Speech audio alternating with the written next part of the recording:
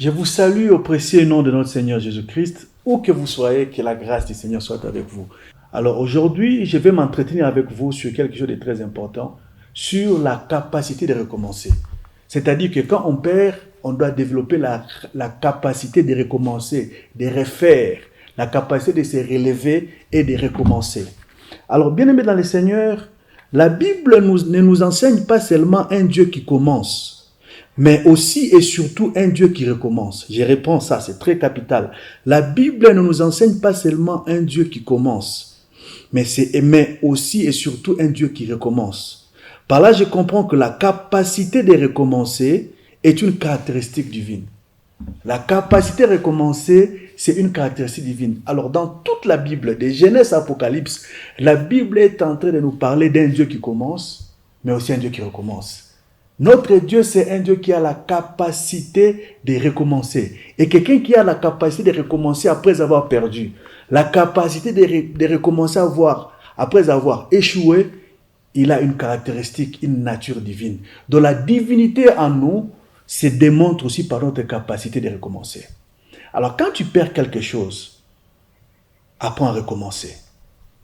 Ne reste pas dans la nostalgie, ne reste pas dans le passé, mais développe la capacité de recommencer. Alors nous allons lire quelque chose rapidement pour partager pendant quelques minutes. Nous sommes dans le livre des Romains, donc nous commençons par Corinthiens. 1 Corinthiens chapitre 15 verset 45, la Bible dit, 1 Corinthiens 15 45, c'est pourquoi il est écrit, les premiers hommes Adam devint une âme vivante.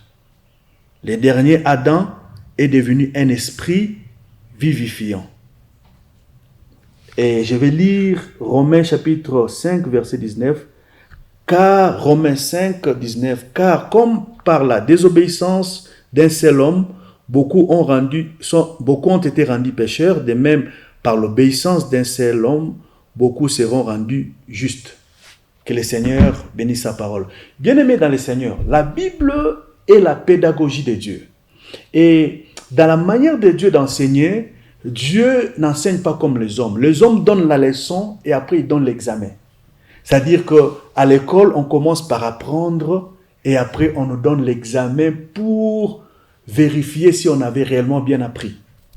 Mais dans la manière de Dieu d'enseigner, Dieu donne d'abord l'examen et à travers l'examen, à travers les tests, à travers l'épreuve, c'est là que vous allez apprendre. Donc Dieu enseigne d'une manière inversée. Et maintenant, quand nous lisons Genèse jusqu'à Apocalypse, même dans les Genèse chapitre 1, Genèse chapitre 1, en fait, c'est, selon moi, ce n'est pas le livre du commencement, les chapitres du commencement, mais c'est les chapitres du recommencement. Je ne vais pas entrer dans beaucoup de détails, mais entre Genèse chapitre 1, verset 1 et chapitre 1, verset 2, cet écart-là, il y a beaucoup de choses qui sont faites. La création a commencé bien avant, parce que quand on parle dans Genèse 1, on est en train de parler d'un diable qui est déjà déchu. Mais bien avant que le diable soit déchu, le diable existait dans la présence du Seigneur. Donc c'est-à-dire que Genèse 1, le jardin d'Éden, c'est un recommencement. Mais je ne veux pas beaucoup aller là-bas parce que ça va nous prendre beaucoup du temps. Pour être bref, je vais parler du premier et du second Adam. Dieu a créé le premier Adam. La Bible dit il était une âme vivante. Mais la version du premier Adam n'a pas réussi parce que le premier Adam a désobéi. Et la Bible dit par la désobéissance d'un seul homme, plusieurs ont été rendus désobéissants. Mais quand Dieu a vu que le premier Adam a désobéi, Dieu n'a pas croisé les bras. Dieu a cherché à amener une version améliorée d'Adam. C'est ce que l'apôtre Paul appelle dans le livre d'Un Corinthiens chapitre 15 verset 45, le dernier Adam. Comme le premier Adam était une âme vivante, le deuxième Adam était une version améliorée, on appelle un esprit vivifiant. Donc le dernier Adam qui est Jésus-Christ n'est pas une âme vivante, mais il est un esprit qui donne la vie. Alors Dieu a regardé comment le premier Adam s'est comporté. Dieu a vu que le premier Adam était né le même jour, il a grandi le même jour. Alors il a dit qu'il devait recommencer avec une nouvelle version d'Adam. Et il a amené Jésus-Christ qui est le dernier Adam, qui est la version améliorée, la version parfaite d'Adam. Et vous verrez que Christ est né, la Bible dit, il grandissait en stature devant les hommes et devant Dieu. Jésus a commencé, il a grandi comme tout homme. Qu'est-ce que je viens de dire aujourd'hui? Je viens de dire que notre Dieu, c'est un Dieu qui a la capacité de recommencer. Quand le premier Adam échoue, Dieu ne croise pas ses bras, Dieu continue et il crée le second Adam. Quand la loi échoue, Dieu ne reste pas, il ne croise pas les bras, il reste dans la loi. Dieu amène la grâce pour rectifier ce que la loi ne pouvait pas faire. Bien-aimé dans le Seigneur, quand tu échoues dans la vie, quand tu perds dans la vie, relève-toi, apprends à recommencer.